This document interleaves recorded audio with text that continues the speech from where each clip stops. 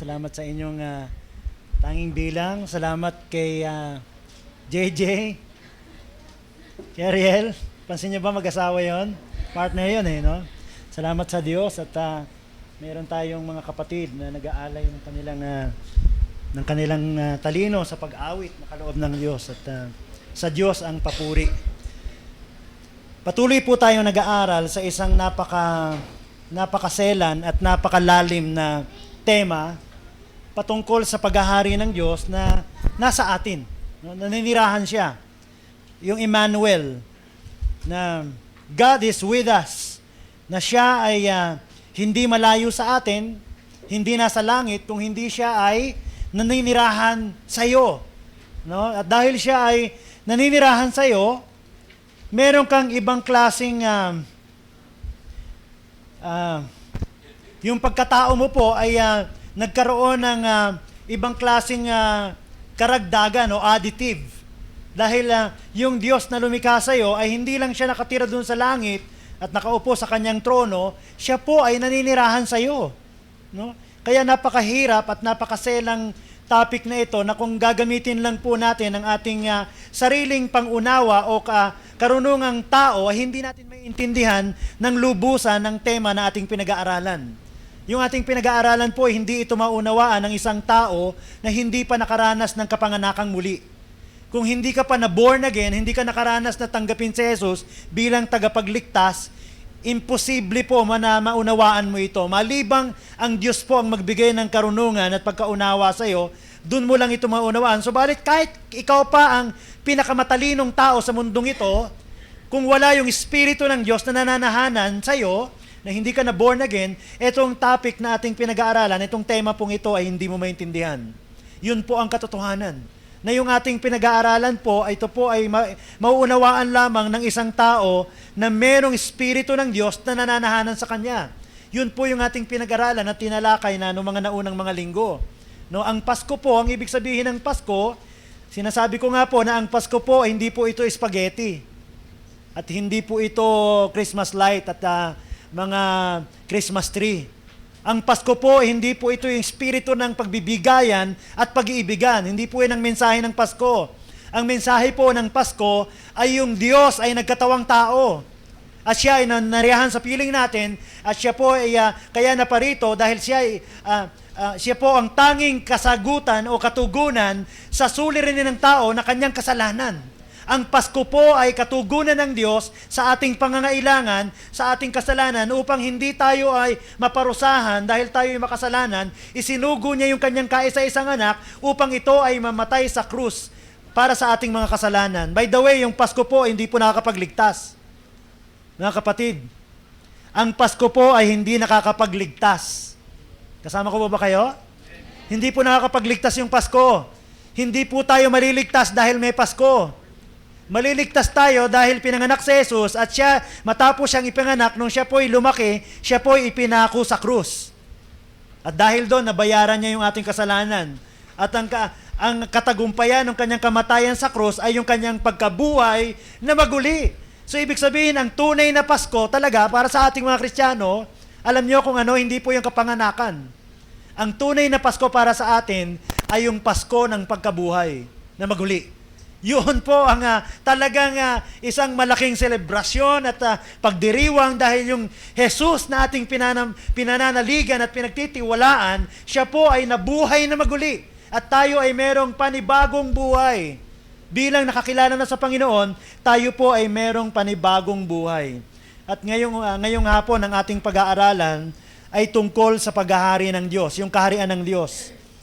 Ito po ay kakaiba sa lahat ng aking matagal-tagal na rin po ako nangangaral, ito po ay kakaiba sa aking ipapangaral ngayong hapon. Ito po ay special pa rin sa akin dahil ngayon ka lang po magiging ganito yung approach ng aking pagtuturo. No? Sa tanang aking pagtuturo po ay ngayon ko pa lang po gagawin yung ganitong klase ng teaching. Dahil ito po ang sinabi ng Panginoon sa akin, ilang beses kong tinanong, ganito ba talaga Lord ang gusto mong ihatid sa iyong mga anak? Ganito ang gusto niyang sabihin ko at dalhin sa inyo ngayong hapon. Ito po hindi pangkaraniwang ginagawa, lalo na ng mga iglesia ngayon. Dahil yung mga iglesia ngayon ay, yung mga mananampalataya, masyado po silang maraming mga mananampalataya ngayon na hindi na masyadong mahalaga po yung salita ng Diyos. Kumbaga sa gusto nila pag merong preaching, gusto nila mga 2 talata, 3, 4, 5, tapos na. Ngayong hapon, ay ang ating pag-aaralan ay tungkol sa paghahari ng Diyos at ito po ay ipinangaral ng Panginoon. Doon sa Lucas chapter 4 na 42 na binasa natin po kanino, Lucas 4:42 at 43. Sabi, na mag-uumaga na, umalis si Jesus at nagpunta sa isang ilang na puok. Hinanap siya ng mga tao at nang matagpuan ay pinakiusapang huwag muna siyang umalis. Sabi niya sa talatang 43, sinabi niya, dapat ko ring ipangaral sa ibang mga bayan ang magandang balita. Tungkol saan po? Tungkol sa paghahari ng Diyos. Ibig sabihin, yung ipinapangaral ng Panginoon ay tungkol po sa paghahari ng Diyos sapagkat yun ang dahilan kaya ako isinugo. Bukod sa dapat siyang ipako sa krus, kaya po siya isinugo ang dahilan upang ipangaral niya yung magandang balita tungkol sa paghahari ng Diyos. Nakikinig po ba tayo? So yun ang kanyang main purpose. Not just to die on the cross, but to preach the gospel, the good news about the kingdom of God. Tungkol sa paghahari ng Diyos. Ito po ang kanyang objective. I-preach the gospel, the good news about the kingdom of God. Yung paghahari ng Diyos. Kaya yung mga talinghaga ng Panginoon, pagka binasa nyo po, ang paghahari ng Diyos ay katulad nito. No, ang paghahari ng Diyos ay katulad dito. Ang kaharian ng Diyos ay dumating na. So, ito po yung sinasabi ng talata. At sabi doon sa Mateo 24:14, gusto kong samahan ninyo ako, tignan niyo yung talata na yan.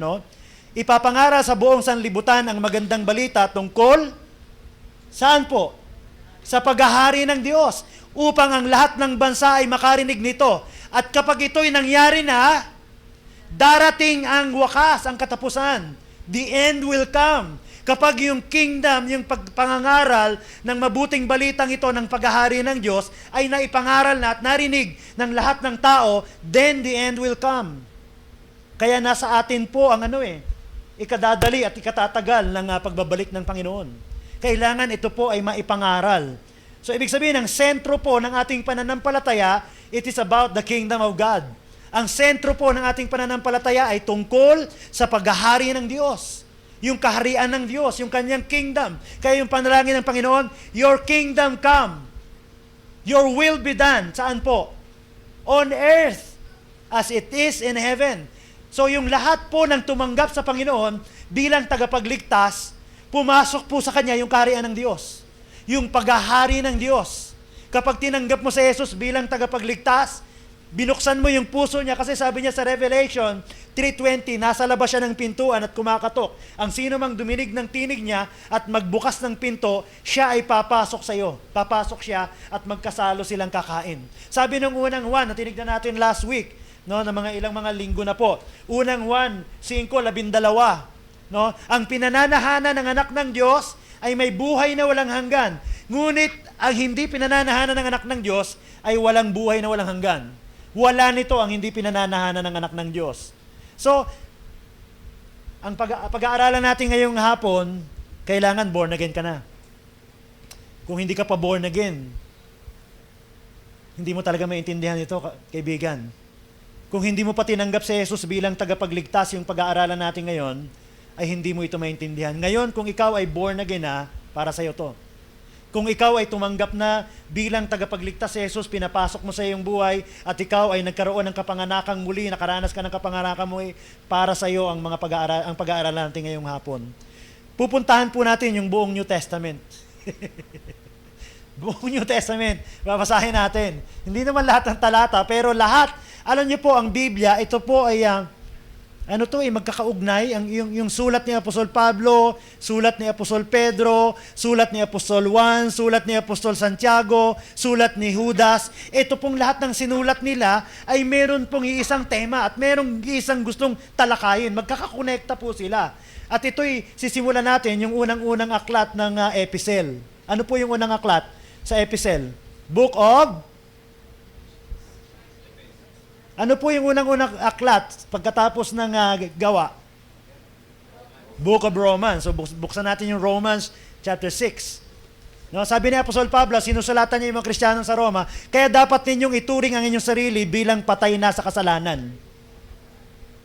Pakinggan niyo maigi, samahan niyo ako, marami ito ha. Kaya dapat ninyong ituring ang inyong sarili bilang patay na sa kasalanan, ngunit buhay naman dahil sa Diyos. Sapagkat kayo'y nakipag-isa na kay Kristo Jesus. Tinanggap mo na ba si Jesus bilang tagapagligtas? Nakapag-isa ka na ba sa Kanya? Dapat mong ituring ang iyong sarili bilang patay na sa kasalanan, ngunit buhay naman dahil sa Diyos. Patay ka na sa kasalanan, ikaw ay buhay na dahil sa Diyos. Sabi niya sa verse 12, huwag na ninyong paghariin ang kasalanan sa inyong mga katawang may kamatayan. Patay na ikaw sa kasalanan, kaya huwag mo nang paghariin sa iyong katawan, may kamatayan yung kasalanan, upang hindi ka na maalipin ng masasamang hilig nito. Bilang nakakilala sa Panginoon, dapat hindi mo na paghariin yung kasalanan sa iyo dahil ikaw ay patay na sa kasalanan. Ang iyong buhay ngayon ay buhay ni Kristo na nasa iyo. Dapat yung kasalanan ay hindi na naghahari sa iyo, kasi pag ginawa mo yan, maalipin ka uli. Yun po yung sinasabi niya. Verse 13, huwag na ninyong ipailalim sa kapangyarihan ng kasalanan ang alinmang bahagi ng katawan bilang kasangkapan ng paggawa ng kasamaan. Alinmang bahagi ng iyong katawan. Huwag mo nang ipapagamit ito bilang kasangkapan sa paggawa ng kasamaan. Sa halip, pasakop kayo sa Diyos bilang mga taong namatay na at muling binuhay at ihandog ninyo sa Kanya ang inyong katawan bilang kasangkapan sa kabutihan. Paulit-ulit po, ano? Patay ka na sa kasalanan, gamitin mo yung katawan mo, hindi sa kasalanan, kung hindi ipaalipin mo ito sa Diyos, no? Sa kabutihan. Sabi ng 14, sapagkat hindi na dapat maghari sa inyo, inulit na naman, ang kasalanan, dahil kayo hindi na namumuhay sa ilalim ng kautusan, kung hindi sa ilalim ng kagandahang loob ng Diyos. No? So, kung isa-summarize natin yung Romans, tinatalakay sa malaking bahaging ng kasulatan na ito na ang sino mang nakipag-isa kay Kristo Jesus ay isa ng bagong nilalang. Wala na yung kasalanan sa'yo. Ikaw ay patay na sa kasalanan. So yung katawan mo, wag mong gagamitin ito, papaalipin uli sa kasalanan. Anumang bahagi ng iyong katawan. Anong bahagi yan? Dila, kamay, mata, tenga, lahat, isip, no? Paa, lahat. Lahat ng bahagi ng iyong katawan, kasi pag ginamit mo yon, ipinagamit mo sa kasamaan, muli ka na namang maalipin ng kasalanan. So pwede ba na ang isang mananampalataya ay maalipin sa kasalanan muli? Opo. Bagamat patay na, sabi ko nga, pwede maging zombie yun. Magre-resurrect yun, zombie. Aalipinin ka na naman niya. Bagamat patay na siya, pero binubuhay mo siya dahil hinahayaan mo muling mapaalipin ka sa pagnanasa ng laman na ito. Ano susunod sa Roma? Unang Korinto. Kailangan alam natin yan, no? Unang Korinto chapter 6. Hindi ba niyo alam na ang inyong mga katawan ay mga bahagi ng katawan ni Kristo? Yun na naman po. Romans and then Corinthians. Hindi ba ninyo alam na ang inyong katawan ay bahagi ng katawan ni Kristo? Kukunin ba ang bahagi ng katawan ni Kristo upang gawing bahagi ng katawan ng isang babaeng nagbebenta ng aliwi? Hindi. No? Sabi niya, 16, hindi ba ninyo alam na nagiging isa ang katawan ng bayarang babae at na nakikipagtalik sa kanya, sapagkat sinasabi sa kasulatan, ang dalawa'y magiging isa. Kaya yung prostitution, yung pumapatol sa prostitute na Christian, ipinapaalipin niya yung katawan ni Kristo na nasa kanya, na nagiging isa sila. So kaya ayaw ng Panginoon ito, no? 17, ang nakikipag-isa sa Panginoon ay nagiging kaisa niya sa Espiritu. Huwag kayong makikiapid. Kaya yung fornication o adultery, ang ibang kasalanan ay nagagawa ng tao ay hindi nakakaapekto sa kanyang katawan. Ngunit ang nakikiapid ay nagkakasala laban sa sarili niyang katawan. Bakit po? Hindi ba ninyo alam na ang inyong katawan ay templo ng Espiritu Santo na nasa inyo at ipinagkaloob ng Diyos sa inyo? Hindi na niyo pag-aari ang inyong katawan. Sapagkat binili niya kayo sa isang halaga, kaya't gamitin ninyo ang inyong katawan upang maparangalan ng Diyos. Gamitin mo yung katawan mo para maparangalan ng Diyos. Huwag mo itong ipagamit muli sa kasalanan. Kailangan yung katawan mo ay nagbibigay ng kaluguran sa Diyos. Kasama ko po kayo ngayong hapon. No? Hindi na ikaw ang may pag-aari niyan. Kaya dito papasok yung katuroan na, pwede ba yung Kristiyano magpatato? Pwede. Pero tandaan mo, hindi mo katawan yan. Binili mo na yan. Bakit mo pa tatatuan yan? Anong dahilan? Mabuti ko itatato mo dyan. For God so loved the world. Dito sa mukha, tato mo. That He gave His Dito papasok yung tanong, okay, pwede mong gawin yung lahat, pero hindi lahat ay magbe-benefit. No? So pwede, hindi masama yun. Pero ang tanong, makapagliligay-lugod ba yan sa Diyos? Katawan mo ba yan? No? Katawan mo ba yan? Kanino yung katawan na yan? Kanino po yung katawan na yan kung tinanggap mo si Jesus? Sa Diyos. So may karapatan ka bang magpasya para sa sarili mo? Hindi. Kaya dito po mahalaga yung karamdaman. Na makita mo na yung karamdaman ay walang puwang sa iyong katawan dahil naglagay ka na ng signboard na no vacancy. It is already occupied by God. Kanya to. Naka-reserve na sa Kanya. Kaya itong katawan na ito ay para sa Kanya. Kaya mahalaga po yung katawan natin, yung para sa may mga asawa, hindi natin gagamitin yan para makipagtalik sa ibang hindi mo asawa. Kasi sinasama mo yung Diyos sa katawan na yon na nakipagsasayo para siya ay mga lunya kasama mo. Ganon po ang mahirap intindihin, ano? Yung Diyos mga ngalunya, oo, kasama mo siya eh. Nakipag-isa ka sa Kanya eh. Tapos gagamitin mo siya, makikipagtali ka sa prostitute. So para mong binastos ang Diyos noon. No? Hindi mo na pag-aari yon. No? Hindi mo na pag-aari ang iyong katawan. Unang Korinto and then 2 Corinthians naman. Kanina, unang Korinto, ngayon naman, 2 Korinto.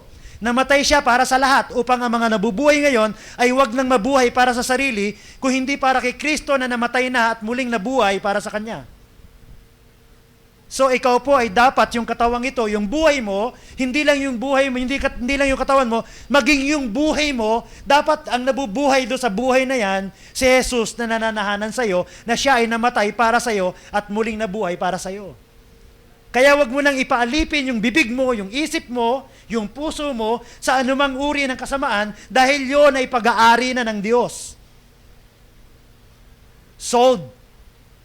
Already been paid by God.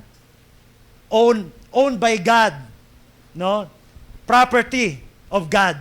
Yung lahat ng bahagi ng iyong katawan. No? Bilang pag-aari ng Diyos, pag-aari niya yung lahat ng iyong bahagi ng iyong katawan.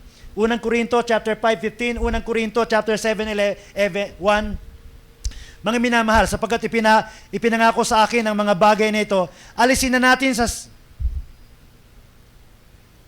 Sige ako. Mga minamahal, sapagkat ipinangako sa atin ang mga bagay na ito, alisin na natin sa ating sarili ang lahat ng nakapagpaparumi sa ating katawan at sa ating espiritu. Sikapin nating mamuhay ng may ganap na kabanalan at paggalang sa Diyos. Nakikita nyo ba yung unity? Dalawang aklat pa palang po yan, ano? Yung unity ng kanyang sinasabi, maging ito man ay taga-Roma, maging ito man ay taga-Korinto, 2 beses niyang sinulat, paulit-ulit mga minamahal, sabi niya, wag na alisin na natin yung anumang mga pagpaparumi sa ating katawan, anumang kasalanan. Hindi na tayo mag-iisip ng pagmamataas, hindi tayo magsasalita ng kasinungalingan. Yung paa natin, hindi natin ito dadalhin sa mga lugar na hindi kalooban ng Diyos. Hindi lalakad itong paa na ito na hindi gusto ng Diyos na pumunta doon sa lugar na yon. Dahil ito ay bahagi ng aking katawan. Amen. Corinthians, anong susunod? Galatia. Very good. Galatia chapter 5, 16, 17. Sinasabi ko sa inyo, ang Espiritu ang gawin ninyong patnubay sa inyong buhay at hindi kayo magiging alipin ng hilig ng laman. Dito po ay, dito yata yung sikat na talata na 5, 19, and 20, and then 22 and 23, the fruit of the Spirit, and then the flesh, no? Sinasabi ko sa inyo, ang Espiritu ang gawin ninyong patnubay sa inyong buhay at hindi kayo magiging alipin ng hilig ng laman. 17. Sapagkat ang mga nasa ng laman ay laban sa kalooban ng Espiritu, pakinggan niyo po maigi ha, at ang kalooban ng Espiritu ay laban sa nasa ng laman. Laging naglalaban ang dalawang ito kaya't hindi ninyo magawa ang nais ninyong gawin. So dapat yung Espiritu ang nasusunod sa iyong buhay. Kasama ko po ba kayo ngayong hapon? Naintindihan mo? Pag hindi mo naintindihan, mamaya lumapit ka sa akin. Sasamahan kita sa pagtanggap sa kaligtasan. Kasi ito po'y para sa mga born again lang, sa mga nakaranas ng kaligtasan. Nais ng Diyos na yung laman mo ang hindi mangingibabaw sa iyo kung hindi yung Espiritu dahil silang dalawa ay magkalaban. Laging naglalaban ang dalawang ito kahit hindi ninyo magawa ang nais ninyong gawin. No? Pagkatapos ng Galatians, susunod? Ephesians. Aba, praise the Lord. Amen. Salamat. Ephesians chapter 4, 22 hanggang 24. Iwanan ninyo ang dating pamumuhay. Ganun na naman. Romans, Corinthians, Galatians, Ephesians. Isa yung tema. Iwanan ninyo ang dating pamumuhay. Hubarin na ninyo ang inyong dating pagkatao na napapahamak dahil sa masasamang pagnanasa. Magbago na kayo ng diwa at pag-iisip. At ang dapat ninyong isuot ay ang bagong pagkatao na nilikhang kalarawan ng Diyos at nahayag sa matuwid at banal na pamumuhay ayon sa katotohanan. Paulit-ulit si Apostol Pablo. Hindi lang pala si pastor ang paulit-ulit.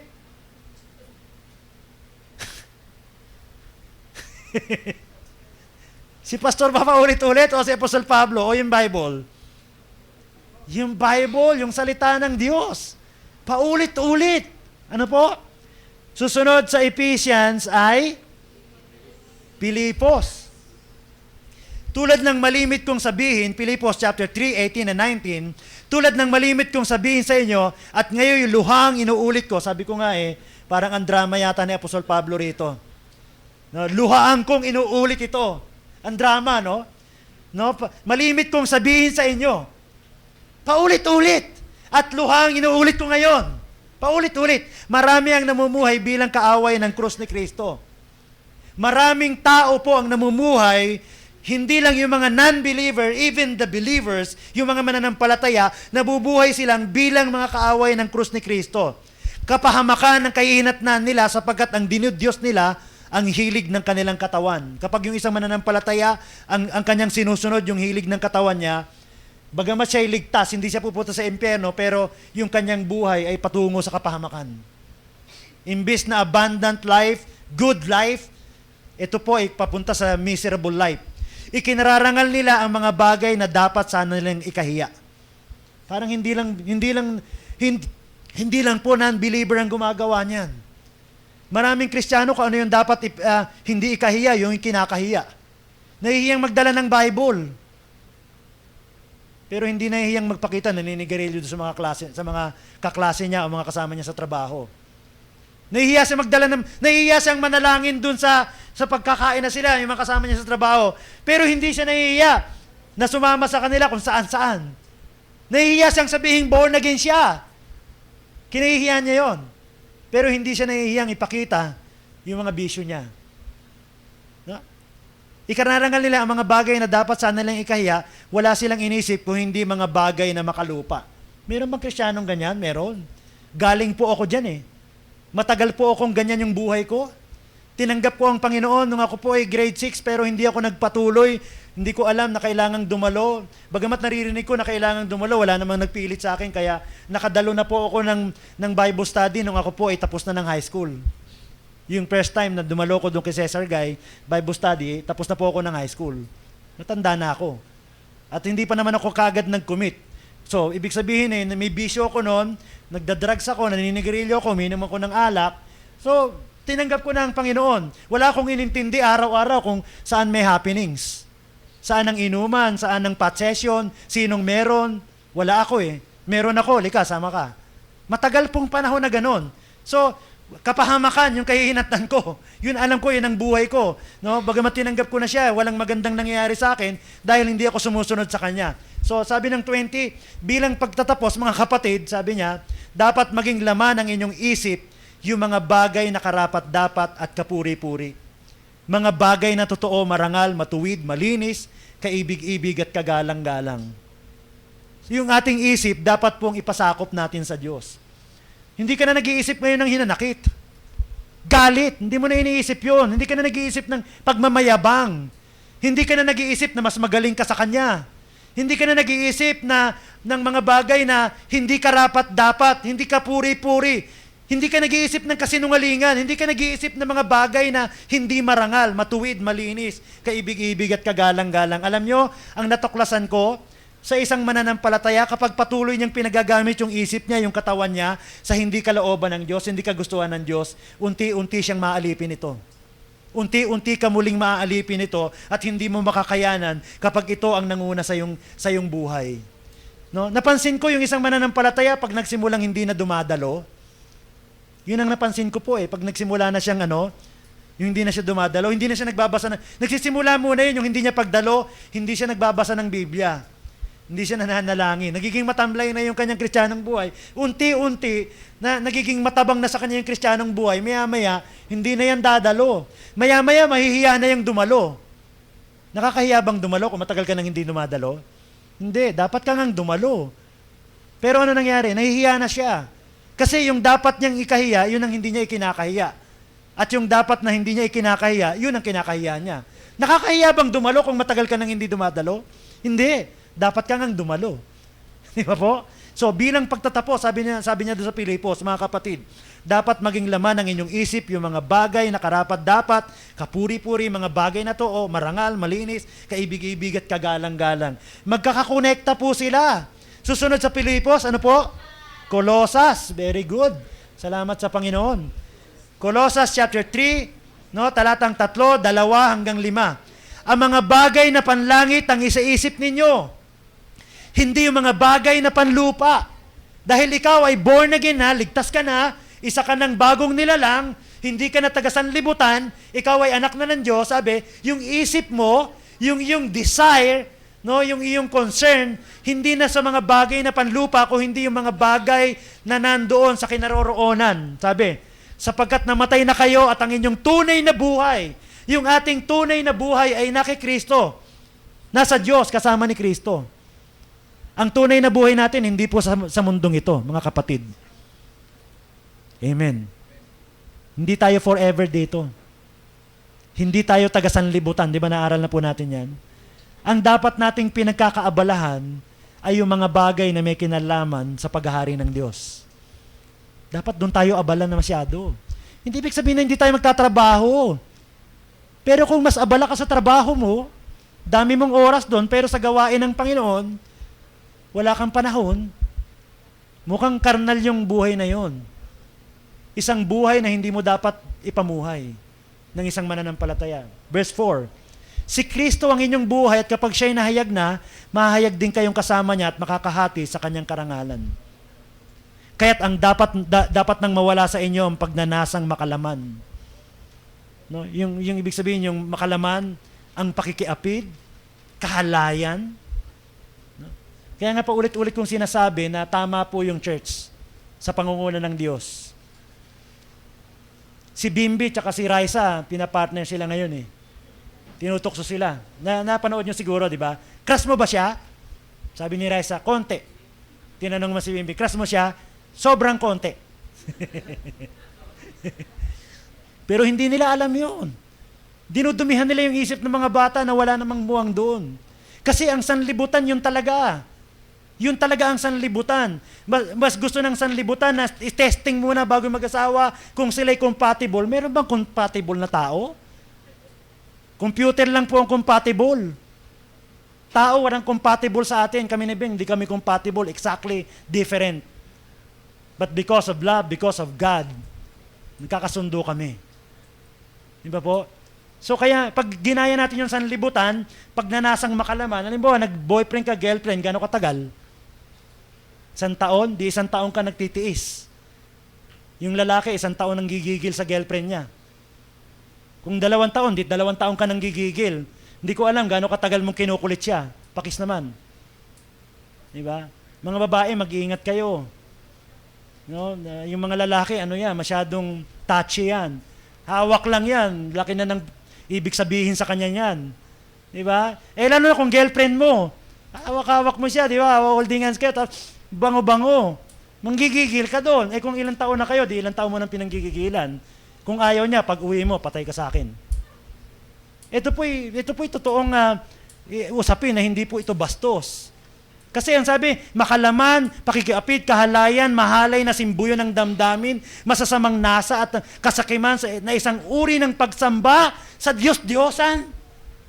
Yung mga bagay na ito ay isang uri ng pagsamba sa Diyos-Diyosan. Sasabihin mo na ako'y sumusunod sa Panginoon, kaya lang minsan sumasamba ako sa Diyos-Diyosan. Pwede ba yun? Hindi po. Hindi po pwedeng pagharian ng Diyos ang isang taong sumasamba sa Diyos-Diyosan. Paano siya sasamba sa Diyos-Diyosan? Kapag siya po ay patuloy na namumuhay sa pagnanasang makalaman, pakikiapid, kahalayan, mahalay na simbuyo ng damdamin, masasamang nasa at kasakiman na isang uri ng pagsamba sa Diyos-Diyosan. Ngayon po ay, naalala ko nung ako'y teenager, nahuli ako ng tatay ko, meron akong Playboy magazine. Centerfold, si Techi Agbayani. Nakagitna. Nagulat yung tatay ko. Pero hindi naman ako pinagalitan. Kasi alam niya, normal yon para sa isang lalaki. Ngayon, hindi na kailangan ng Playboy magazine. Isang click lang.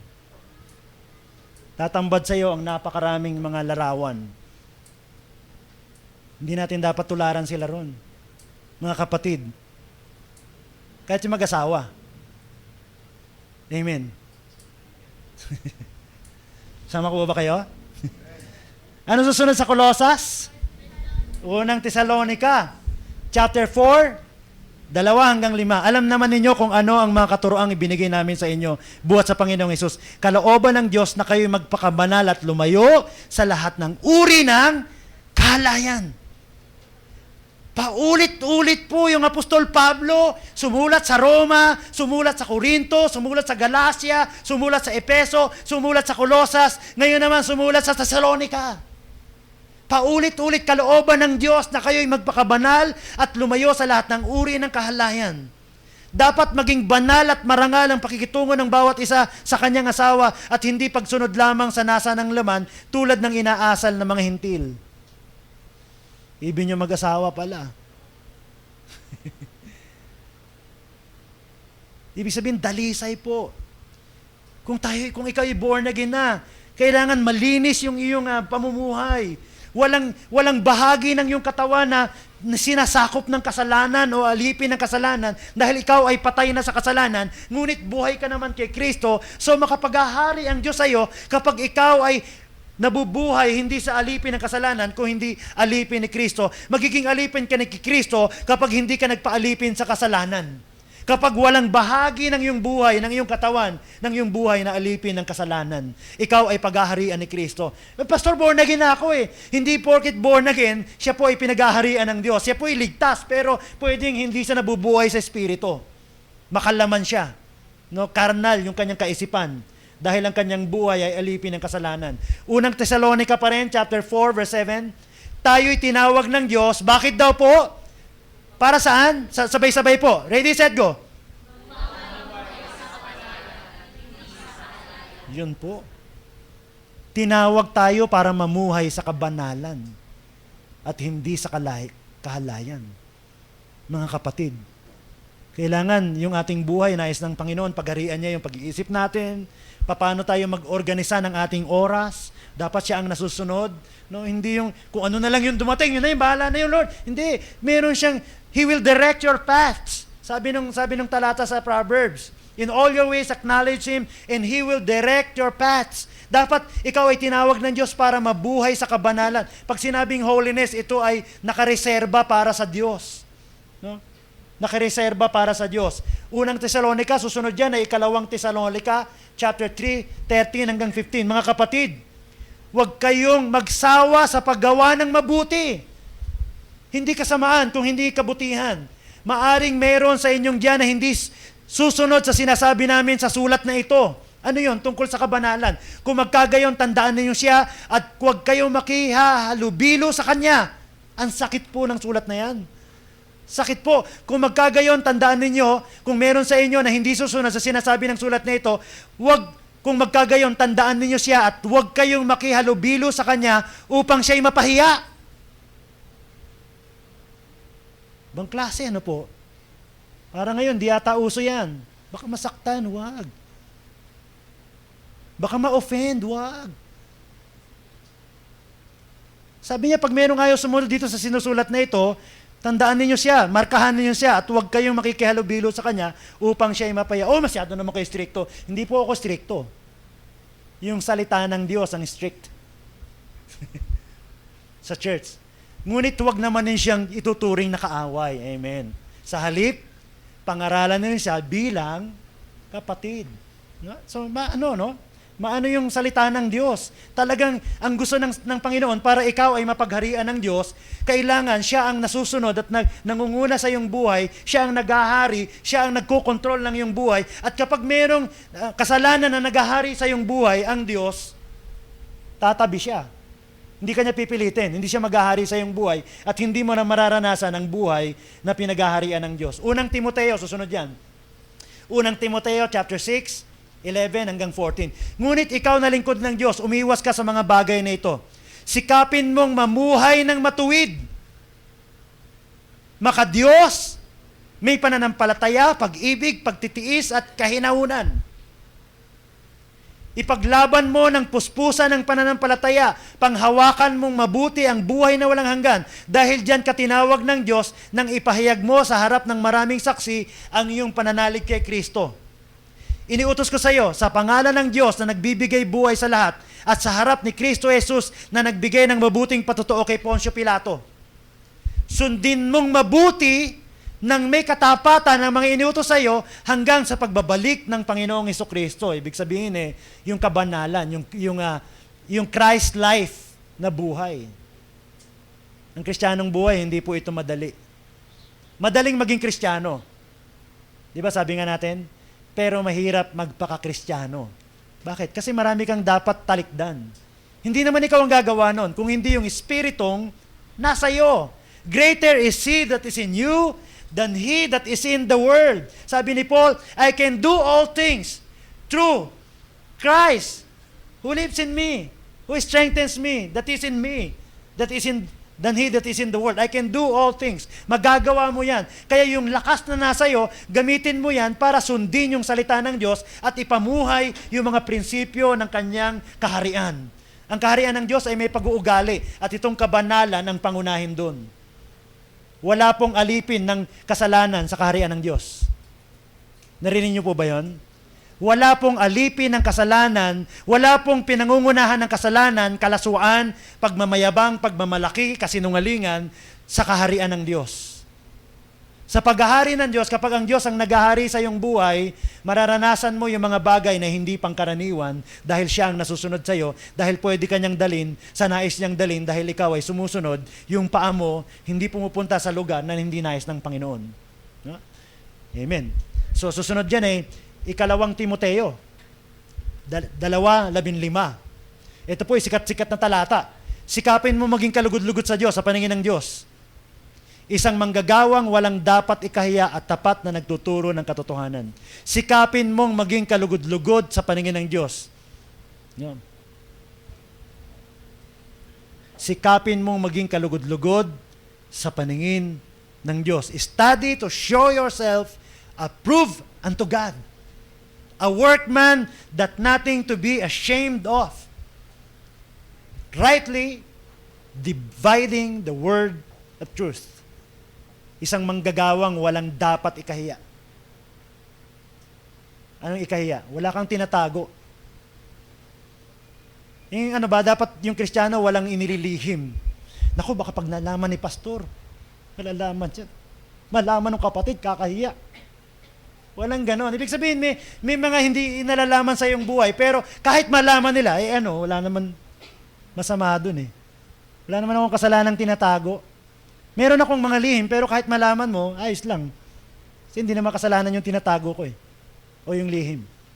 Walang, sikapin mong maging isang Kristiyano na kalugod-lugod sa paningin ng Diyos. So ito may kasamang pagsisikap. Kailangan ikaw ay nagsisikap na maging kalugod-lugod sa Panginoon at inaalis mo yung mga bagay na hindi ka kalugod-lugod sa Panginoon. Yung katawan mo ay hindi mo ipinagagamit dahil itong katawan na ito ay binili na at binayaran ng Diyos ng napakalaking halaga.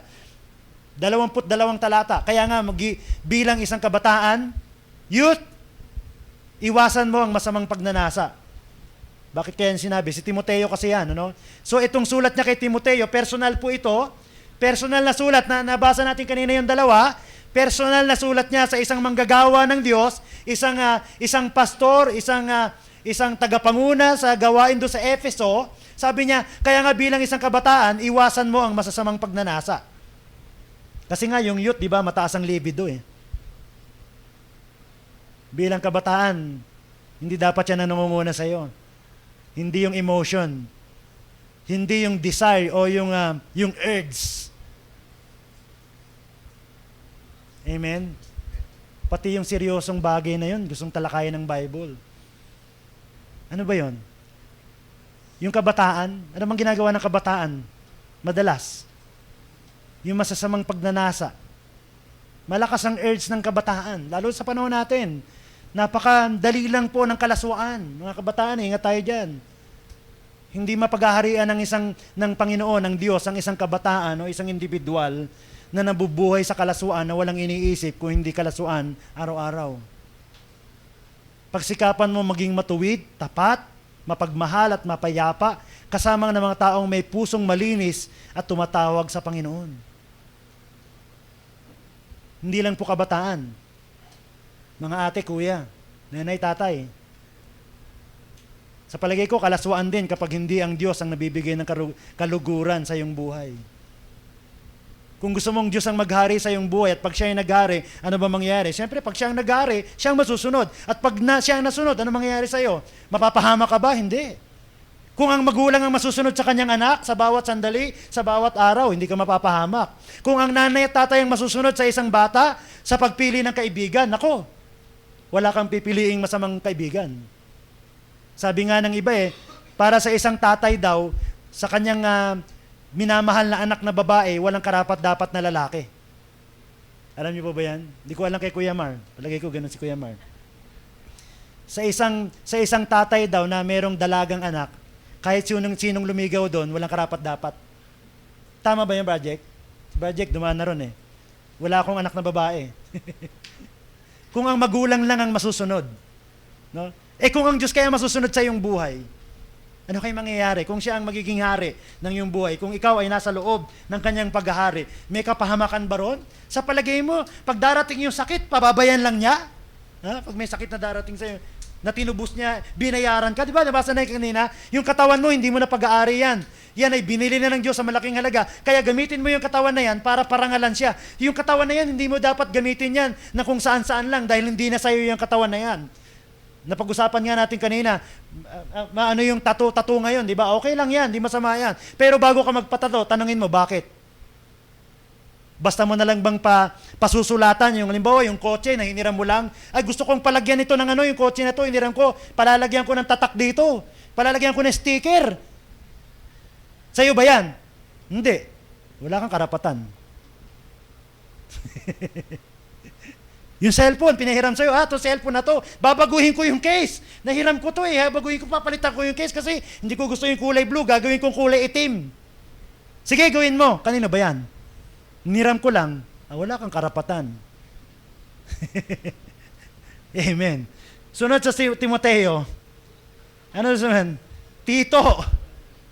Amen, Titus. Chapter 2, 7 and 8. Tinatalakay po natin ito, para makita natin yung unity ng Bible, ng kasulatan. Hindi lang si Pablo po ang lahat ng sumulat na ito na binasa pa natin ngayon. Ito'y sulat naman niya sa isang manggagawa na ang pangalan ay Tito. Ito ay personal na sulat niya sa isang manggagawa upang bigyan ng instruction. Sabi niya kay Tito, chapter 2, 7 and 8, sa lahat ng paraan, maging halimbawa ka ng mabuting ugali at maging tapat at kagalang-galang sa iyong pagtuturo. Hindi nagbabago kahit personal para sa isang manggagawa. Maging halimbawa ka ng mabuting ugali at maging tapat ka at kagalang-galang sa iyong pagtuturo. Nararapat na panalita ang lagi mong gamitin. Kanina, isip, salita, upang hindi mapintasan nino man ang mga sinasabi mo. Kaya't mapapahiya ang ating mga kalaban sapagkat wala silang masasabing masama laban sa atin. Mahalaga po ito, Mahalaga ito sa isang mananampalataya. Sunod, Philemon. Actually, yung Philemon, talagang personal na letter to. Wala ka na talagang makikitang, parang isipin mo, wala ka na makikitang rito dahil si Philemon, napakatapat nito. Si Philemon po ay isang manggagawa na yung kanyang bahay, ginawang church. Ginamit niya itong Philemon na ito, yung kanyang bahay, ginawa niyang iglesia at siya po, ang tingin ko, siya ang nangunguna ron. O kung hindi man, deacon. Sabi ni Apostol Pablo, sinulatan niya, confident of your obedience. Natitiyak ko na susunod ka sa sinasabi ko sa sulat na ito, knowing that you will do even more than I ask. Kumbaga sa sinasabi ni Apostol Pablo, alam ko susundin mo yung sinasabi ko. At higit pa sa sinasabi ko, na hinihingi sa iyo yung gagawin mo. Inuutusan niya na may pakiusap na si Onesimo ay ibalik na sa kanya, ibigay na sa kanya. Bagamat ipinababalik niya si Onesimo, kasi alipin ni Pilimon si Onesimo, may nagawang masama, pinababalik niya, born again na, dati hindi born again. Pero yung pagbabalik na ito, ina-arbor niya. Parang itong talatang yan, maganda ito sa panahon natin doon sa mga church. May mga churches na pag pumunta yung manggagawa doon sa kanya dahil kapaki-pakinabang, hindi na pinapaalis huwag ka na magpaalam, dito ka na lang. Ang dami nangyari doon sa housing doon. Itong sinulat ni Pilimon, hindi. Kasi naging pakinabang si Onesimo, sabi niya, hindi ko dapat gawin ito, dapat papuntahin kita uli doon sa kay Pilimon para ipaalam ka at hingin ka na at bumalik ka rito para matulungan mo ko. Bagamat ikaw ay pag-aari niya dahil siya ay slave, palayain mo na siya. Kung may utang siya, ako nasingilin mo. Kaya sabi niya, confident of your obedience. Ibig sabihin, hinihimok pa rin ni Apostol Pablo yung Pilimon na ito na maging tama yung kanyang gagawin, obedient sa sinasabi ng apostol sa kanya. No? At ito pa rin, susunod ng Pilimon, ito talaga napakaliwanag pa sa sikat ng araw. Ano susunod? Hebreo 12:1. Kaya nga, dahil napapaligiran tayo ng napakaraming saksi, talikuran na natin alin po ang tatalikuran? Ang kasalanan at anumang balakid na pumipigil sa atin, buong tiyaga tayong tumakbo sa paligsahang ating sinalihan. Bilang Kristiyano, bilang mananampalataya, ang Diyos ay nagsasabi sa kanyang mga anak na hindi dapat mabuhay sa anumang uri ng kasalanan ng isang mananampalataya dahil ito ay balakid na pumipigil sa iyong takbuhin bilang isang mananampalataya. Sabi, si pastor naman masyado nakatuon doon sa kasalanan. Hindi po Masyado nagiging ordinaryo na lang sa atin yung kasalanan dahil ligtas na tayo. Hindi po. Seryoso pa rin yan. Bagamat hindi tayo mapupunta sa impyerno, sisirain yan yung buhay na itinalaga ng Diyos para sa'yo. Wawasakin po ng kasalanan ng pagkakaalipin, na alipinin ka ng kasalanan kapag patuloy na ikaw ay nagpapagamit o may mga bahagi na yung katawan ng iyong buhay na yung kasalanan ay naroroon. Kapag hindi ang prioridad mo ay hindi yung paghahari ng Diyos o hindi mo pangarap na masunod ng Diyos, yan po ay hindi kalooban ng Diyos. Yan po ay hindi kalugod-lugod sa Diyos. Kaya ang sabi, seek first the kingdom of God. Siya ang pangunahin sa iyo. Ay maraming mga Kristiyano, pangunahin yung trabaho. Parang yung trabaho, yun ang nagpapakain sa kanya. Yung trabaho dapat yun ang hindi may istorbo, pero yung tawag ng Diyos na ipinagagawa sa kanya, pwede yung maantala. Pero yung trabaho, hindi, kasi pag nawala yun, gutom yung pamilya ko. Tandaan mo, kapag yun ang pinagtitiwalaan mo, ang tawag doon, kalaswaan, Diyos-Diyosan po yun. Si pastor naman, hindi kasi nagtatrabaho ng iba Dumaan din po ako dyan Iba nga lang po yung tawag ko, pero yun po talaga May mga bagay na dapat mong isuko sa Panginoon, kapalit ng higit na lalong mas mahalaga, yung pagsunod at pagkakilala sa Kanya. Kasi kapag ito ang iyong ginawa sa iyong buhay, makikita mo kung paano kakapangyarihan ng Diyos na nakagagawa ng higit pa sa iyong inaasahan. Pero habang may kasalanang naghahari sa iyong buhay, ito po yung pipigil sa iyo upang matakbo mo yung nais ng Diyos na yung takbuhin o mapagharian ka ng Diyos na siya ang masunod sa iyo. Mas masakit po yung sasabihin ni Santiago, kasunod niyan, Santiago, chapter 4, verse 4. Masakit po yun, lalo na sa Tagalog. Ano sabi niya? Mga taksil! Mga taksil. Actually sa English, you adulterous. You adulterous. Hindi ba ninyo alam na kapag nakipagkaibigan kayo sa sanlibutan, kaaway kayo ng Diyos? Kinakaaway ninyo ang Diyos? Ang sino mang nagnanais na maging kaibigan ng sanlibutan ay kaaway ng Diyos. Anong ibig sabihin nun? Mas mahal mo yung sanlibutan kaysa yung kingdom of God, kaysa yung paghahari ng Diyos. Ibig sabihin, pag nawalan ka ng pera, hindi ka masaya. Pero pag may pera ka, masaya ka kahit na hindi ka na sumusunod sa Diyos. Ayos lang. Panatag na panatag yung buhay mo. Basta may laman yung pitaka mo, meron kang pera, bago yung damit mo. Actually, ngayong Pasko, mag-iingat po tayo siguro sa susunod. Pag-aralan natin yon. No? Kasi ang Pasko, commercial yan eh. Hindi po yan ang ibig sabihin ng Pasko. At ang Pasko, hindi po yan spaghetti, sabi ko nga. Queso de bola, tsaka hamon. Hindi rin yan bagong damit. Hindi naman masama yon, pero kapag yun ang ating tinutuon, nakalimutan natin, meron tayong ministeryo. Meron tayong gawain na tinawag ang Diyos. Selfishness po yun. Pag sarili mo lang inintindi mo. At yung Pasko, hindi po ito, huwag tayong gagamit ng Santa Claus na simbolo. Kasi walang kinalaman si Santa Claus sa Pasko. Hindi ba kayo nagtataka? Anong kinalaman ni Santa Claus sa Pasko? Ano pong kinalaman ng Christmas tree sa Pasko? Pero yet maraming church, pagka party nila, may nagsusuot pang Santa Claus doon, no? Ano kinalaman? May doktrina yun si Santa Claus. Next week, pag-aralan natin. Huwag natin gagayahin yun. Verse 5, huwag ninyong akalaing walang kabuluhan ang sinasabi ng kasulatan. Ayaw ng Espiritong ibinigay sa atin ng Diyos, ang siya'y may kaagaw sa ating pag-ibig. Kung gusto po natin maranasan yung paghahari ng Diyos, yung kaharian ng Diyos, habang nandito tayo, yung kaharian ng Diyos, supisyente po sa atin yun. Paano ba sa Tagalog yung supisyente? Sapat-sapat at sobra-sobra pa. Yung paghahari ng Diyos, kapag ang Diyos ang naghari sa iyong buhay, siya ang nasunod sa iyong buhay, sobra-sobra na sa iyong pangangailangan. Hindi ikaw ang dapat mabalisa sa iyong pangangailangan. It is God who should. Verse 6, ngunit higit na malakas ang tulong na ibinigay niya sa atin. Kaya't sinasabi ng kasulatan, ang Diyos ay laban sa mga mapagmataas, ngunit nalulugod sa mga mapagpakumbaba. No? Paulit-ulit po yan, ha? Si Santiago na po yan. Nag-iba na pala tayo ng writer. Simula nung pumasok yung Hebreo, hindi natin alam kung sino yung sumulat ng Hebreo. Sabi nila si Paul, pero walang maliwanag, kaya anonymous. Hebreo. And then Santiago, no? Mas malupit po si Santiago. Pag binasa mo po yung aklat niya, mas malupit pong tinatalakay niya yung tungkol dyan. And then sumulat na si San Pedro. Ito na, sunod, San Pedro, 1 Peter. Bilang masunurin mga anak, huwag kayong umayon sa masasamang pagnanasa. Ayun na naman. Tulad ng ginagawa ninyong noong kayo'y wala pang tunay na pagkaunawa. Nung hindi pa kayo born again, meron kayo niyan. Pero ngayong born again na, huwag kayong umayon sa masasamang pagnanasa tulad ng ginagawa ninyo nung kayo wala pang tunay na pagkaunawa. 15.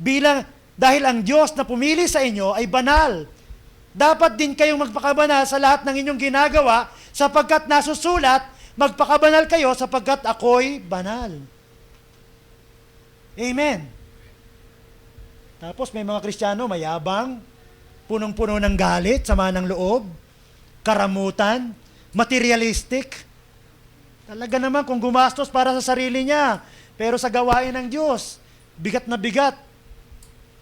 Talaga naman, ang dami niyang oras kung mag-overtime sa gawain, ang sipag, hindi napapagod, pero sa gawain ng Diyos, inaantok. Anong tawag doon? Carnal. Hindi mo pa mararanasan yung paghahari ng Diyos. Sa ibang kasulatan, sinabi, hindi paghaharian ng Diyos ang mga taong pinangungunahan nito. Binanggit niya kung ano-ano yun. Hindi ibig sabihin na hindi born again. Hindi po born again ang pinag-uusapan natin dito. Ang pinag-uusapan natin dito, yung kingdom of God, yung paghahari ng Diyos sa iyong buhay. No? Unang Pedro, anong susunod? Siyempre, ikalawang Pedro. Chapter 1, 3 hanggang 8. Tinanggap natin sa pamamagitan ng kapangyarihan ng Diyos ang lahat ng bagay na magtuturo sa atin upang tayo mamuhay na makadiyos. Ito'y dahil sa ating pagkakilala kay Jesus na siya ring tumawag sa atin upang bahaginan tayo ng kanyang karangalan at kabutihan. Verse 4. Sa paraang ito ay binigyan niya tayo ng dakila at napakahalagang pangako upang makaiwas tayo sa nakakasirang pagnanasa sa sanlibutang ito at upang makabahagi tayo sa kanyang likas. Ito yung pinag-aralan natin ng linggo. Yung kanyang divine nature. Maging partakers of His divine nature sa pamamagitan ng mga promises na ito. Dahil dito, sikapin ninyo, ito na po. Dahil dito, sikapin ninyong idagdag sa inyong pananampalataya. May faith ka ba? Siyempre, hindi ka maliligtas kung walang faith. Kailangan mong dagdagan yan ng kabutihan. Bakit? May mga believer hindi mabuti. Walang virtue. Virtue sa English yan eh. Ano ba yung virtue sa Tagalog? Kabutihan daw eh. Parang yung virtue yata magandang katangian o mabuting katangian, no? Mga kabutihang asal, ganun ba yon? No? Pananampalataya, dagdagan mo ng kabutihan. Sa yung kabutihan, yung kaalaman. Bakit? May mga Kristiyano walang alam eh. Hindi niya alam kung ano yung kalooban ng Diyos. Maraming Kristiyano hindi niya alam kung ano yung kalooban ng Diyos doon sa kanyang karamdaman. Bahala na si Lord kung anong gusto niya. Ano bang gusto ni Lord? Hindi ko nga alam eh. Hanapin mo. Tungkol sa iyong relasyon, sa iyong asawa, sa pagpapalaki sa iyong anak, dapat mayroon kang kaalaman sa lahat ng aspeto ng iyong buhay. Sa iyong kaalaman, ang pagpipigil sa sarili. Bakit? May mga Kristiyano bang walang pagpipigil sa sarili? Opo. Marami po ng mga Kristiyano. Masaling mo lang ng konti, sobrang init ng ulo. Pikon.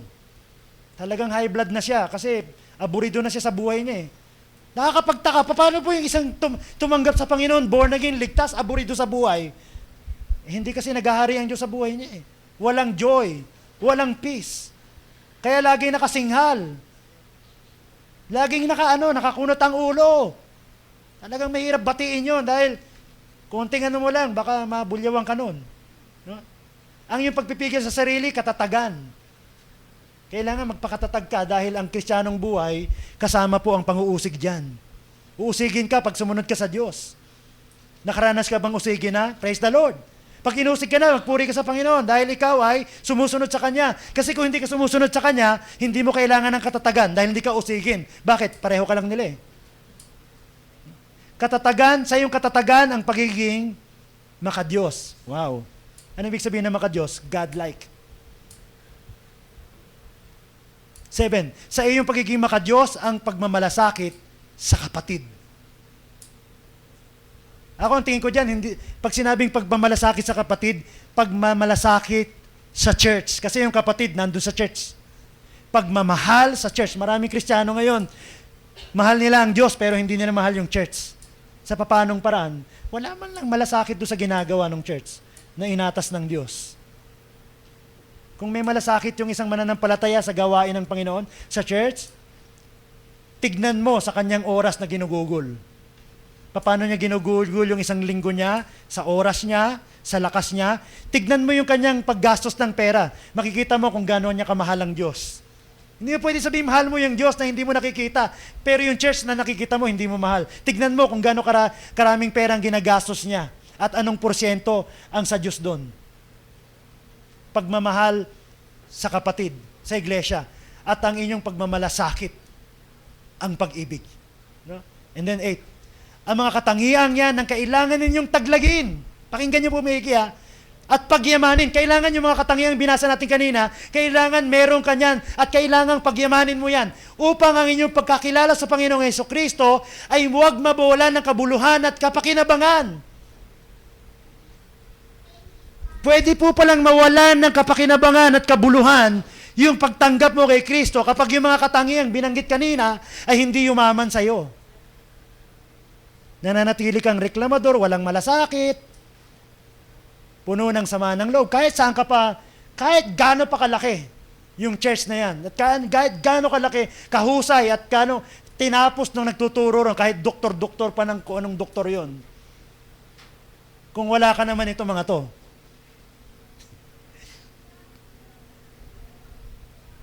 sana wala akong kaaway ngayon. Pagpipigil sa sarili, no, katatagan, marami yun. Tignan nyo na lang po, simula sa 5. Kaya na po ang tumingin. Pwede pong mawalan ng kabuluhan at kapakinabangan yung pagkakilala mo sa Panginoong Jesucristo. Ano ibig sabihin? Mawawalan ng kabuluhan yung kaligtasan, hindi na ako ligtas ka pa rin. Pero hindi lang kaligtasan po ang Kristyanismo.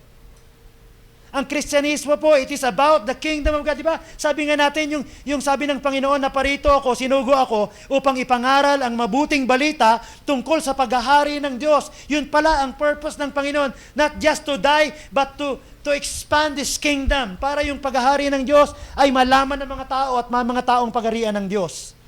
Hindi mo pwedeng sabihin na pinaghaharian ka ng Diyos kung ang naghahari sa iyo ay hindi yung mga katangiang yun. Amen. Susunod sa Pedro ay sulat naman ni Juan. Hindi na po si Pablo to ha. Huwag ninyong ibigin ang sanlibutan o mga bagay na nasa sanlibutan. Sinabi ba ni San Pablo kanina yan? Nag-usap kaya sila? Hindi. Ang umiibig sa sanlibutan ay hindi umiibig sa Ama. Sino yung nagsulat kanina? Di ba si Pedro? Ang umiibig sa sanlibutan, kaaway ng Diyos. Ulit-ulit sila, ano po? Huwag ninyong ibigin ang sanlibutan o mga bagay sa sanlibutan. Ang umiibig sa sanlibutan ay hindi umiibig sa Ama. By the way, yung sulat po ni Peter, ni John, ni James, ang tawag po dyan ay general epistle. Yan po yung sulat nila para sa lahat ng Kristiyano na buong mundo. Yung sulat ni Pablo, kaya may Korinto, para sa Korinto lang yon. Pero hindi niya alam, nung sinulat niya yon, pinangalanan nila ng Korinto dahil sulat niya sa Korinto, pero yung sulat niya, lumagana po ito sa lahat din ng Kristiyano. Kumbaga sa parang general epistle din, hindi lang alam nung sumulat na yung sinusulat niya sa Korinto ay magsisirculate sa buong mundo ng pananampalataya. Po. Wag ninyong ibigin ang sanlibutan, ang mga bagay na nasa sanlibutan, ang umiibig sa sanlibutan ay hindi umiibig sa Ama. 16. Ang lahat ng nasa sanlibutan, ang masasamang nasa ng laman, ang nasa ng mata, at ang pagmamalaki sa mundong ito ay hindi nagmumula sa Ama, kundi sa sanlibutan. Yun pala yun. Yung nasa sanlibutan, yung masasamang nasa ng laman, nasa ng mga mata, ang Kristiyano hindi exempted yan. Kaya bangan. Kaya pala gustong-gusto niya magka-iPad para sikat siya. Mahalaga yung iPad. Ako kailangan ko ng tablet. Pero hindi ko ginusto mag-tablet para magyabang. Para i-display, no? Tanga naman, nasa jeep, di ba?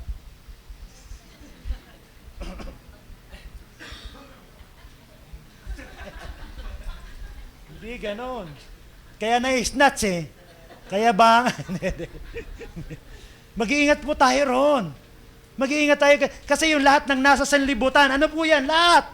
Masama ba yung mga nasa sanlibutan? Hindi, bigay naman ng Diyos yung mga gadget na yan para magamit natin. Yung projector, yung computer, yung tablet, yung cellphone kailangan. Pero yan po ay masamang, pag ito'y pinagnasaan ng laman, yung nasa ng mata, pag mamalaki sa mundong ito ay hindi nagmumula sa Ama, kung hindi sa sanlibutan. Huwag po tayong magpaalipin doon, huwag tayong magpasakop doon. Kailangan natin yung mga bagay na yon, pero okay lang kung wala.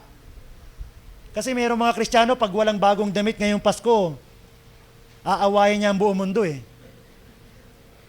Kasi wala siyang bagong damit. Ang Pasko po, hindi bagong damit. Hindi po, by the way, ito po sinasabi ng mundo.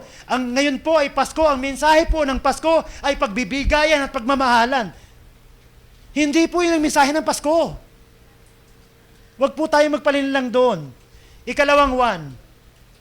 Ito ang kahulugan.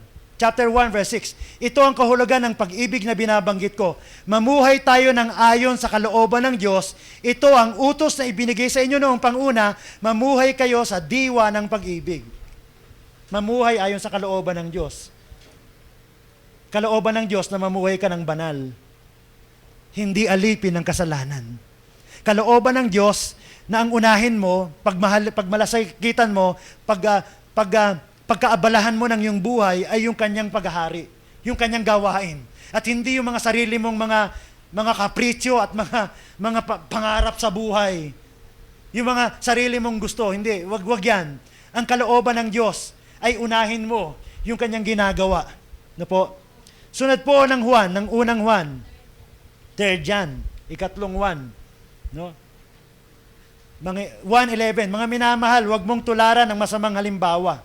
Ang tularan mo ay ang mabuti, sapagkat ang gumagawa ng mabuti ay anak ng Diyos. Ang gumagawa ng masama ay hindi pa nakakakilala. Sino may sabi na hindi dapat talakayan yung kasalanan at kasamaan? Nandito na po tayo sa dulo, yung mga alagad po, yung mga apostol po, ay nagkakaisa na yung kasalanan, yung kasamaan, yung hindi pagpapasakop sa Diyos ay seryosong bagay. Kapag hindi po ang Diyos ang iyong mahalaga sa iyong buhay, hindi siya ang iyong hari. Kapag hindi yung kalooban niya ang mahalaga sa iyong buhay, hindi siya ang iyong Panginoon. Kapag hindi yung gawain niya ang minamalasakitan mo, yung kanyang iglesia, yung kanyang mga anak, ay hindi mo mahal ang Diyos. Hindi ka pwedeng pagharian ng Diyos dahil ang mahalaga sa iyo yung sanlibutan at saka yung mga kapritsyo mo. Pero kapag ang Diyos ang nasusunod, Ulitin ko po, bakit ba kailangan ang Diyos ang masunod?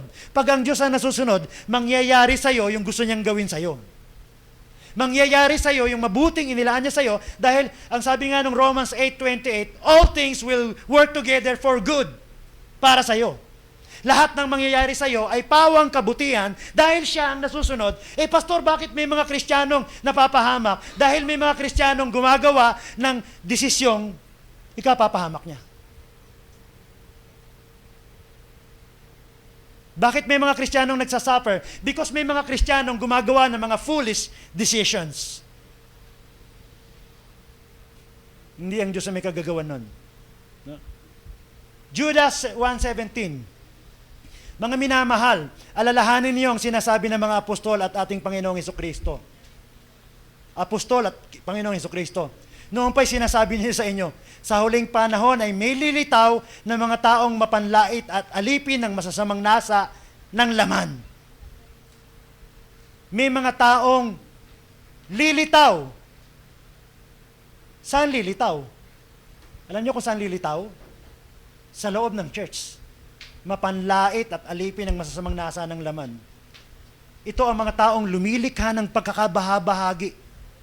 Church po ang sinasabi niya yan. Mga taong alipin ng kanilang masasamang nasa at hindi pinapanahanan ng Espiritu. Hindi siya born again.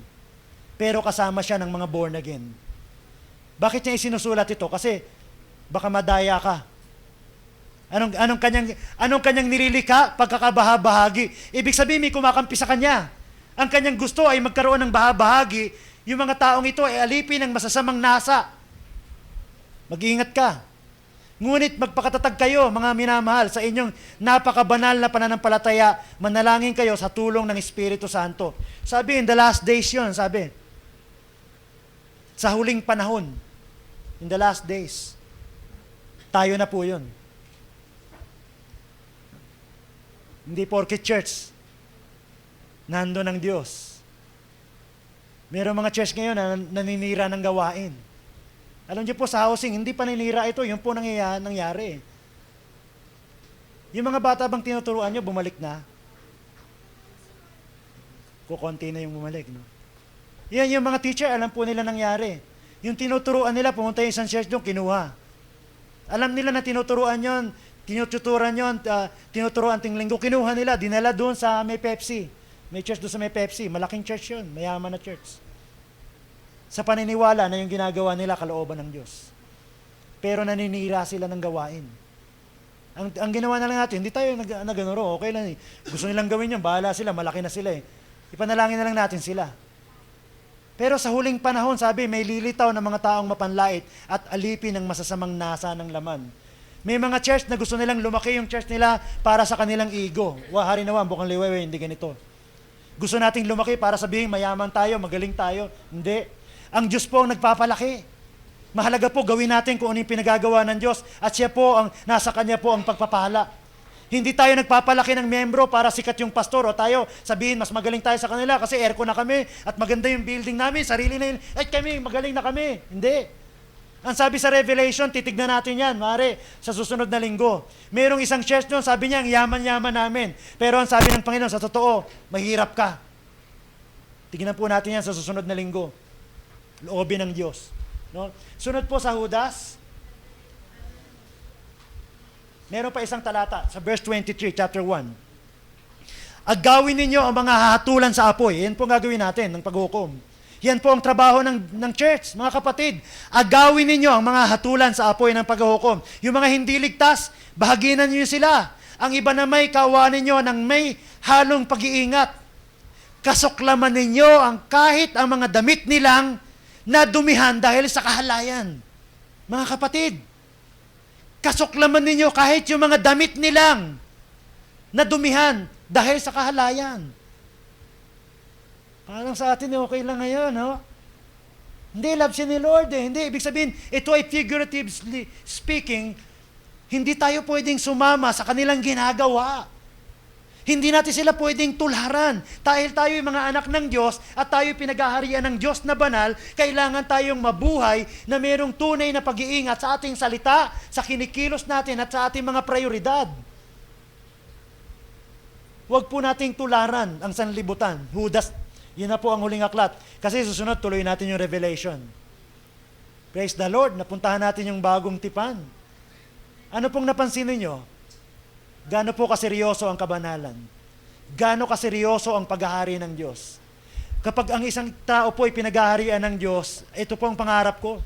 Sundin yung kalooban niya. Kasi alam ko na kapag ang Diyos ang natupad, nasunod sa bawat detalye ng aming buhay, kahit sakit, hindi ko pwedeng katakutan. Hindi ako matatakot sa sakit. Bakit? God is my protector. Kahit dengue, hindi ako matatakot dyan. Kung matitiyak ko na ang Diyos ang siyang nasusunod sa aking iniisip, sa aking sinasabi, sa lahat ng aking ginagawa, sa aking mga prioridad, sa aking pinupuntahan, sa aking mga balakin, kung ang Diyos ang nasusunod, siya ang sinasangguni ko at siya kinikilala ko, kapag natitiyak ko na inaakay niya ako sa bawat hakbangin ko, hindi ako matatakot sa anumang aksidente. Dahil siya ang naghahari sa akin. At makapaghahari lang siya sa akin kapag walang kasalanang nananahanan sa aking katawan. Anong ibig mong sabihin, Pastor? Hindi na ako nagkakasala. Hindi ko po sinasabing hindi. Maaring darating sa panahon na talagang yung kasalanan sa'yo, very rare na. Kasi sabi, be ye holy, because I am your God is holy. Talagang yun ang ating destinasyon. Maaring dumating sa punto ng iyong buhay na natapos yung isang araw, hindi ka nagkasala. Naniniwala ka ba ron? Hindi naman bibigay ng Diyos sa atin yun kung hindi po totoo yun. Naniniwala ka po ba ron? Konti lang naniniwala. Kung hindi ka naniniwala, hindi mangyayari sa iyo yun.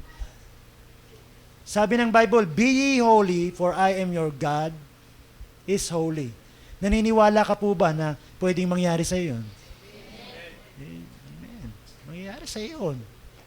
Kapag ang Diyos ang nasusunod sa bawat bahagi ng iyo. Kaya iwasan na po natin yung panunungayaw, pagmumura, iwasan na po natin yung pagsisinungaling, iwasan na po natin yung pagyayabang, iwasan na po natin yung pagrereklamo, iwasan natin yung daing, iwasan natin magbalak ng kalaswaan, magbalak ng pagganti. Alisin natin sa isip natin yung mga bagay na nakakatakot, yung mga pag-aalala natin, pagkabalisa natin. Hindi po yan maka-Diyos. Hindi po yan pinag-aharian ng Diyos. Basahin nyo na lang po yung Galatians chapter 5, 22 and 23. Basahin nyo po yun. Yun ba yun?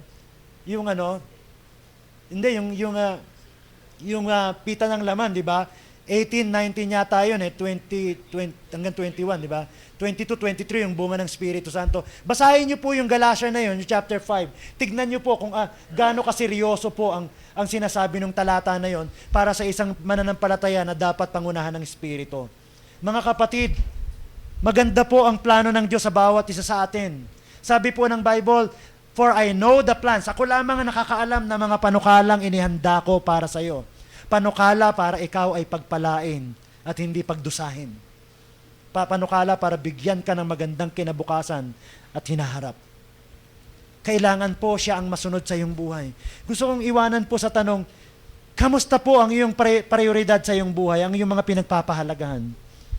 Kung susukatin po yung araw sa yung mga oras sa isang linggo, yung pagsasama-samahin po yung oras na yan, gaano po kalaki ang binibigay mo dyan sa Diyos? Gaano po ipinapagamit yung oras na yan? Yung lakas na meron ka. Paano po yan nauubos sa bawat araw? Nasusunod po ba ang Diyos sa araw-araw na ipinapagawa niya sa iyo? Kung susukatin po yung pera na tinatanggap mo buwan-buwan, ipinapakita ba dyan na mahal mo ang Diyos? Sa mga paggastos mo? Nasaan po ang paghahari ng Diyos dyan? Nasaan po yung kaharian ng Diyos sa iyong mga pinagkakaabalahan? Nasaan po yung church dyan? Nasaan po? Mahalaga ba sa iyo yung nangyayari sa church o yung destinasyon ng church? Yung ginagawa ng Panginoon sa church? Meron bang pagpapahalaga sa iyo yung gawain na tinawag ka ng Panginoon? Meron po ba? Paano mo balak ubusin muli ang iyong taon sa susunod? Naalala nyo, simula pa lang nung bagong taon, lagi kong sinasabi, malapit na magpasko. Matatapos na uli yung yung taon, bago na naman yung taon. Kamusta na po yung commitment mo? Lumago po ba? O gusto mong papasok na naman yung taon, matatapos na naman yung taon next year, ganun ka na naman. Gusto mo bang manatili na ang naghahari sa'yo, hindi ang Diyos? kung hindi ang sanlibutan? Kapatid, nais ng Diyos na ikaw po ay pagharian niya. Hari nawa itong Kapaskuhan na ito, magamit po ito para mapaalalahanan ka na ikaw ay hindi mo na pag-aari ang buhay na yan. Yang katawan na yan ay hindi na pag-aari mo. Yan ay binili sa napakalaking halaga. Kaya ang sabi ng Biblia, parangalan mo ang Diyos sa pamamagitan ng katawan mo na yan. Gamitin mo yung katawan na yan, ipagamit yan sa paghahari ng Diyos, sa kaharian ng Diyos. Yung buhay mo, hindi na ikaw ang nabubuhay dyan dapat. Sabi ni Apostol Pablo, hindi na ako nabubuhay kung hindi si Kristo na ang nabubuhay sa akin. Namatay na akong kasama ni Kristo sa krus. Kung nabubuhay man ako ngayon sa laman, si Kristo ang nabubuhay sa akin. Pwede mo bang sabihin na si Kristo ang nais mong mabuhay sa'yo? Na sa'yo yung mga pagkakaabalahan? Kamusta po? Kamusta yung araw-araw at linggo-linggo na ginugugol yung buhay at araw? Hari nawa, dumating ka sa punto na hindi mo na po minamaliit at binabaliwala itong kristyanong buhay. Itong kristyanong buhay po ay napakaseryosong tawag. Ito ay the highest calling. Pinakamataas na calling na tawag. Hindi yung trabaho ang pinakamataas na calling sa'yo. Nung tinawag ka doon sa kumpanyang pinagtatrabahoan mo, hindi yung tawag doon sa stage, dahil graduate ka, ang pinakatawag, mahalagang tawag na hinihintay mo. Yung tawag ng Diyos, ang pinakamahalagang nangyari sa'yo, nung tinawag ka niya para mabuhay para sa Kanya. Hari nawa, bukang liwayway, huwag nating balawalain yung buhay na tinubos ng Diyos para sa Kanyang kaluwalhatian. Magandang hapon po. At hari nawa, sumayo ang pagpapala ng Diyos. Sumayo lagi ang Kanyang pangunguna. O Diyos, punuin mo ang iglesyang ito, ang bawat pamilya, ang bawat individual, ng karunungan na nagbubuhat sa iyo. Puspusin mo ng karunungang espiritual ang iyong mga anak upang maunawaan ng bawat isa ang iyong kalooban at magkaroon po ng lakas at sigla na ito po'y malakaran. Nawa, Panginoon, buksan mo ang kaisipan ng bawat isa upang maunawaan ng bawat isa kung gaano kataas, gaano kalalim, gaano kalawak po ang inihanda mo sa mga taong umiibig at sumusunod sa iyo. O Diyos, tulungan mo ang bawat isa sa iglesyang ito na patuloy na maunawaan kung gaano po kaseryoso yung tumawag sa amin. Kung gaano kahalaga po yung buhay pananampalataya na ipinagkaloob mo sa amin bilang naligtas na kami po'y tinawag mo at nais mong mabuhay kami para sa iyo at hindi para sa sanlibutan ito. Bigyan mo ng maliwanag na kaisipan ng bawat isa at patuloy na maunawaan ang hiwaga na itinago mo sa mahabang panahon. At ito po yung pananahanan ni Kristo sa aming buhay. Sa pangalan ni Jesus. Amen. Amen. Palakpakan po natin ang Panginoon.